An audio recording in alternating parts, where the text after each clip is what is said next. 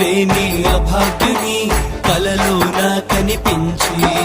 కలిమిని పంచి కలతలు తీర్చి కష్టాలను కడతీర్చావమ్మ కన్నుల నీరే తుడిచావమ్మ కష్టాలను కడతీర్చావమ్మ కన్నుల నీరే తుడిచావమ్మ శక్తిని నమ్మని అజ్ఞానుల